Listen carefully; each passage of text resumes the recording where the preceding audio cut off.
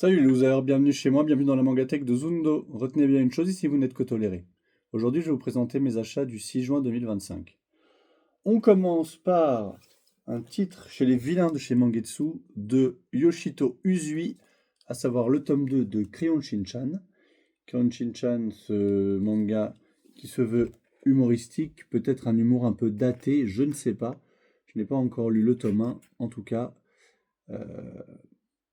La manière dont les choses sont mises en case, si vous voulez, les petits dessins comme ça, me motive pas trop à commencer à le lire, mais je ferai l'effort, je pense, je veux dire prochainement, dans les années prochaines. Alors, toujours chez Mangetsu, j'ai le tome 3 de Galactic Curtain Call. Je crois que c'est le dernier tome, mais je ne suis pas sûr. Attendez, je vais vous dire. Je pense que vu le titre du dernier chapitre, c'est peut-être le dernier tome. Donc c'est de Komao Kita.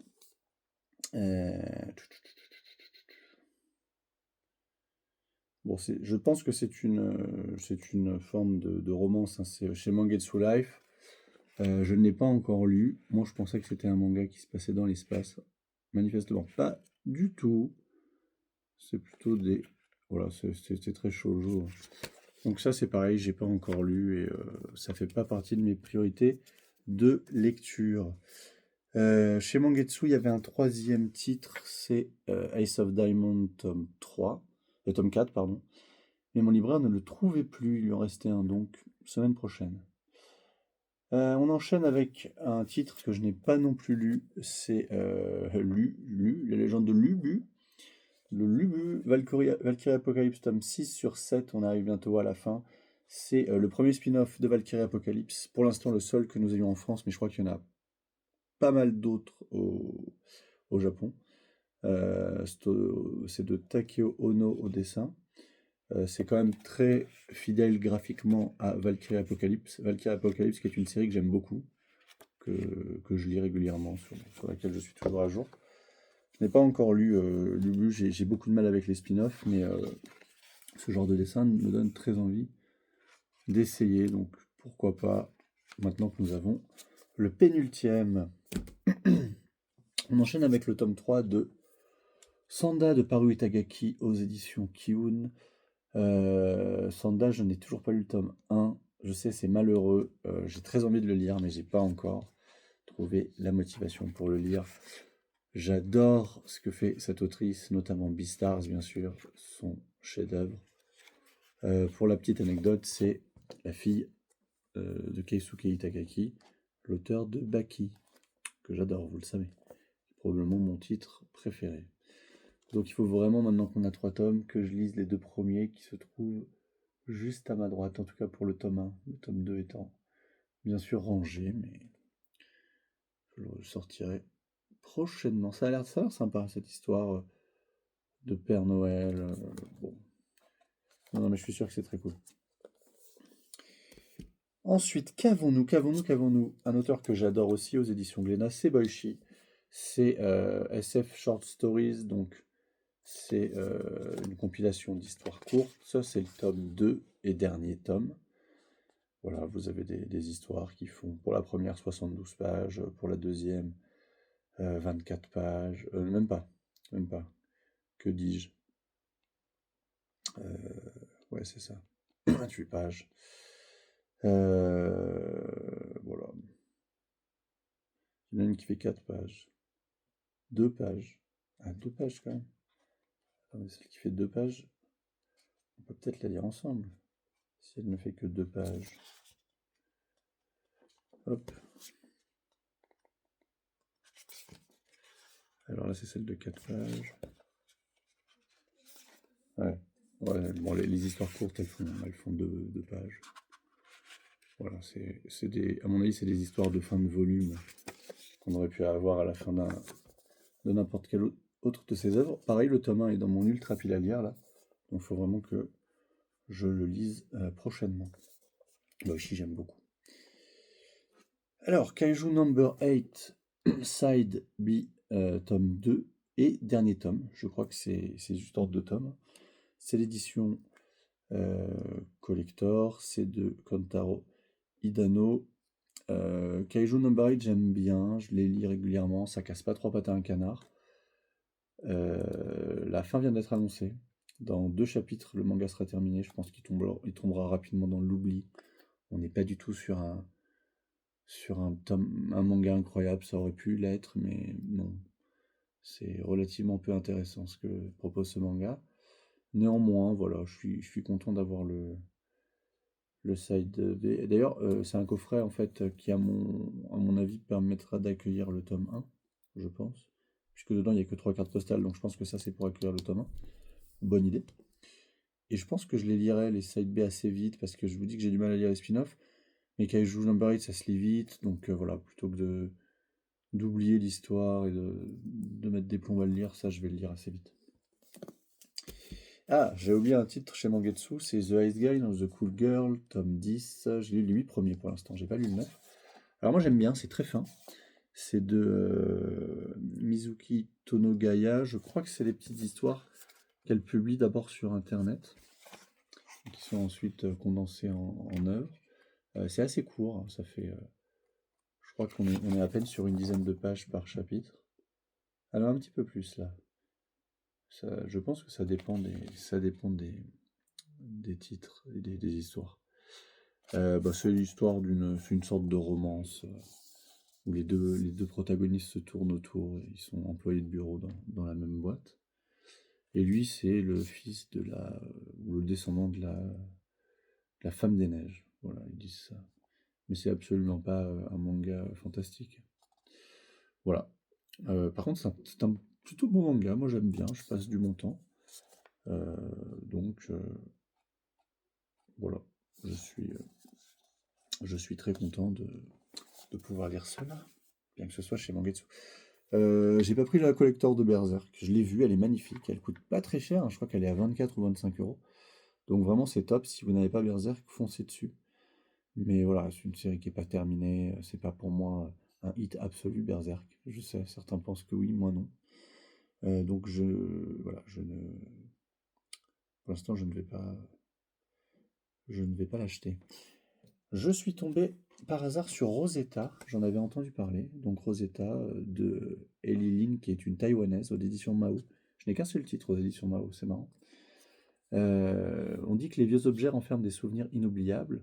Dans les ruelles pittoresques de la ville de Tainan se cache une mystérieuse antiquaire, Rosetta. Elle aurait le don de plonger dans la vie antérieure des antiquités qu'on lui confie. Entre émotion indélébile et réminiscence, les âmes de ces reliques du passé continuent d'imprégner le présent. Alors c'est une édition collector avec tout cela dedans, donc posters, shikishi, qu'on appelle plus communément en France ex libris, une planche de stickers inutiles et les 2 tomes que constitue l'intégralité de la série. C'est aussi pour ça que je l'ai pris. On est sur une série terminée. Je vais vous montrer aussi pourquoi je l'ai pris, parce que je l'ai feuilleté chez mon libraire, puisque vous pouvez aussi prendre les tomes séparément. Ça m'a un petit peu fait penser à Veil, aux éditions Feu Noé Graph. Parce que regardez, vous avez du noir, mais parfois vous avez un peu de couleur. Et j'ai trouvé ça vachement intéressant. Vous voyez ? Donc voilà.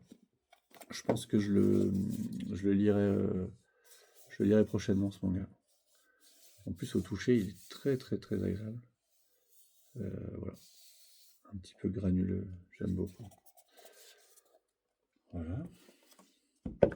Et là, vous vous dites, le mec nous fait languir. Il y a un truc qu'il a forcément et qu'il ne nous présente pas. Mais oui, j'attendais la fin des mangas pour vous le montrer. C'est bien sûr le 42 et dernier tome de My Hero Academia dans un coffret gigantesque qui m'a l'air particulièrement inutile. Alors il y a tout ça dedans. Vous savez quoi, comme je suis un mec cool, je l'ouvre. Donc c'est l'édition plus ultra. Je suis un peu blasé, je ne suis qu'au tome 39 en lecture, donc j'ai foiré mon pari. Mais je vais quand même vous montrer ce qu'il y a dedans. Donc pour commencer, il y a un t-shirt que je ne déplierai pas, avec All Might et des coups. Il y a une cravate, un jeu de dames, le tome en édition collector. Oui, puisque le tome 42 n'est le tome normalement est. Donc là vous avez la couve collector et la vraie couve elle est comme ça. Donc ça reprend exactement le tome 1 où là on avait All Might et là on avait Deku et maintenant on a probablement le successeur de Deku, je ne sais pas. Il reste, c'est quoi? Alors la question. Alors attendez, non, je finis de vous montrer ce qu'il y a. Il y a le volume dièse. Puisqu'on ne dit pas hashtag, hein, on dit dièse. Donc c'est juste un. On dirait le tome 0, mais c'est juste des petites illustrations. Voilà. Ensuite vous avez des petits. Alors qu'est-ce que c'est ça? Un set de papeterie. Voilà, donc c'est ce qu'il y a là. Et le dernier truc, c'est une lampe. Oh. Donc vous avez le chargeur, vous avez ça, le socle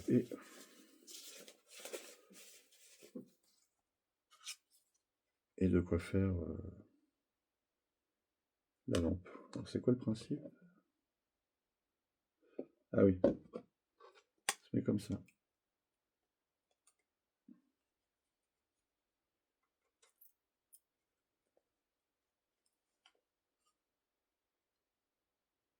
On dirait que c'est cassé. Non? C'est bizarre.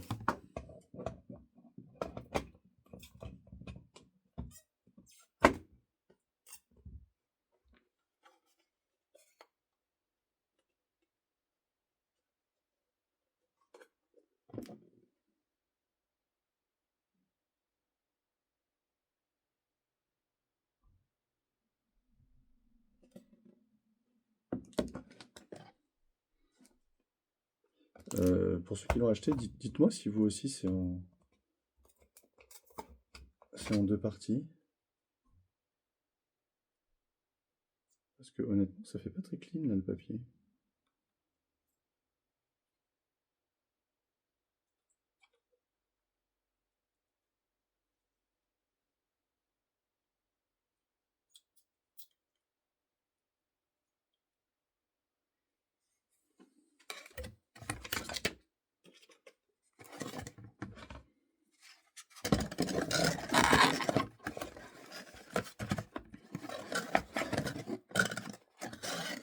C'est bizarre.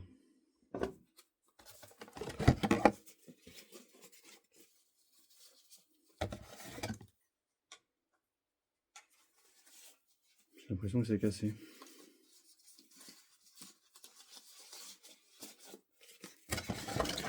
Ouais. Si vous savez, je veux bien savoir. Je veux bien savoir ça.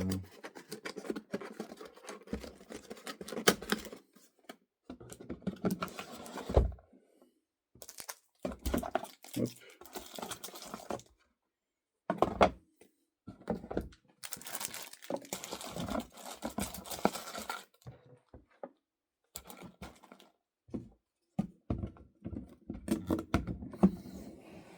Voilà. Donc la fin de My Hero Academia. Et la dernière chose que je voulais vous montrer, c'est ce que j'ai reçu en comics ce matin. À savoir le tome 4 et le tome 5 de Ultimate. Édition intégrale chez Hachette Comics. Alors, le tome 4 est relativement fin. Il comprend la moitié des épisodes de Spider-Man Team Up. D'accord? Donc, Spider-Man Team Up, c'est du tome 1 au tome 8. On a Wolverine, Hulk, Iron Man, Punisher, et ensuite Punisher Daredevil 2 fois. C'est toujours des grands noms qui sont aux commandes, puisqu'on a Brian Michael Bendis au scénario de tout. Sur les dessins, on a qui? Andy Parks, Matt Wagner, Bill Sienkiewicz. Bon, c'est un graphisme qui me parle un peu moins. Hein, il y a certains, voilà, ça me parle peut-être un peu plus déjà. Mais bon, on voit que c'est pas les dessinateurs qu'ils ont mis sur les séries principales que sont Ultimate Spider-Man, Ultimate X-Men, Ultimate les Avengers et Ultimate Fantastic Four. Donc sur Fantastic Four, on a pour l'instant les 12 premiers numéros et ils ont mis au dessin Adam Kubert pour les 6 premiers. Et bien sûr, toujours Brian Michael Bendis et Mark Millar cette fois au scénario. Ah ouais, pas mal. Donc là, il y a tout le monde. Là. Il y a Ultimate, il y a Spider-Man, il y a tous les gens du départ. Parce que Fantastic Four, ça a commencé en 2004, en février 2004. C'était la dernière série. Les team-up, eux, ils ont commencé en avril 2001. Voilà, mais ça, c'est de la série assez courte. Et donc, les Fantastic Four, à partir du 7, on a. Donc, ça, c'est Fatalis, donc Doctor Doom. Doom, tout court. Et c'est Warren Ellis, le scénariste Warren Ellis, un grand scénariste qui a été accusé de certaines choses, vous regarderez sur internet, qui est un peu décrié en ce moment. Et Stuart Timenon au dessin, donc des grands noms quand même. Hein. Donc je vous montre un petit peu. Vous voyez, ça permet quand même de redécouvrir l'histoire un petit peu différente, mais voilà, des 4 Fantastiques, sans passer par des épisodes des années 60. Un petit peu désuet quand même. C'était difficile. Voilà. Si on peut se trouver une petite... ça c'est Doctor Doom. Ouais. Ça s'appelle Doom, mais on le voit pas trop. Hein. Ouais, il est là. Est-ce qu'il y a un gros plan de Doom?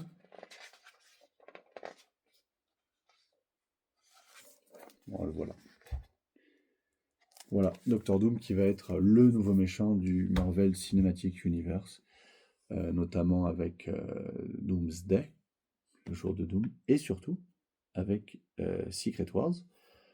Vous verrez pourquoi. Je pense que de toute façon, la partie les Secret Wars sortiront probablement en omnibus d'ici 2027. Fin 2027, donc sort le Avengers Secret Wars. Et la semaine prochaine, j'ai un gros comics, un gros omnibus qui vous attend. Je ne vous en dis pas plus. C'est vraiment la grosse attente de cette année pour moi. En tout cas, niveau Marvel. Voilà. Des bisous et à la semaine prochaine.